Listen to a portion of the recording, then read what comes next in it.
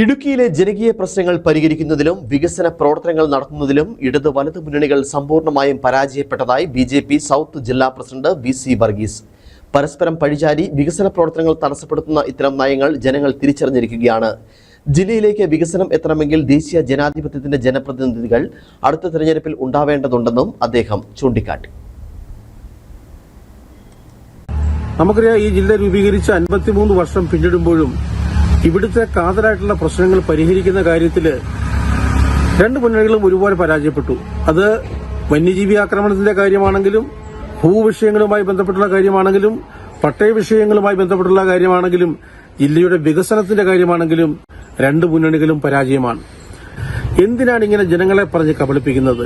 എത്ര നാളായിട്ട് ഇങ്ങനെ ഓരോ കാര്യങ്ങൾ പറഞ്ഞ് കബളിപ്പിക്കുന്നു? ഇതിനൊരു മാറ്റമുണ്ടാവണമെങ്കിൽ തീർച്ചയായിട്ടും വികസനത്തിന്റെ പാതയിൽ ഇടുക്കിയെ നയിക്കാനായിട്ട് ദേശീയ ജനാധിപത്യ സഖ്യത്തിന് മാത്രമേ സാധിക്കുകയുള്ളൂ. ജനങ്ങൾ കാര്യമൊക്കെ തിരിച്ചറിഞ്ഞിരിക്കുകയാണ്.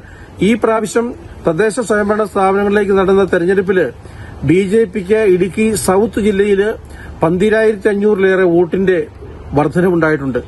അത് ശ്രീമാൻ നരേന്ദ്രമോദിജിയുടെ വികസന ക്ഷേമ പ്രവർത്തനങ്ങൾ അതിലെ ജനങ്ങൾ ആകൃഷ്ടരാകുന്നുള്ള യാഥാർത്ഥ്യമാണ് അതിന്റെ മുൻപിലുള്ളത്. നമുക്കറിയാം, ഇടുക്കി ജില്ലയുടെ സമഗ്രമായ വികസനത്തിന് കേന്ദ്ര പദ്ധതികൾ കൊണ്ടുവരാനായിട്ട് ദേശീയ ജനാധിപത്യ സഖ്യത്തിന് സാധിക്കും. അതുകൊണ്ട് ഒരു മാറ്റം ആവശ്യമാണ്. ജനങ്ങൾ മാറി ചിന്തിക്കേണ്ട സമയം ആയിരിക്കുന്നു. ഇടതും വലതും ഇടുക്കിയെ വഞ്ചിച്ചു എന്നുള്ള യാഥാർത്ഥ്യം ഇനിയെങ്കിലും നാം തിരിച്ചറിയണം.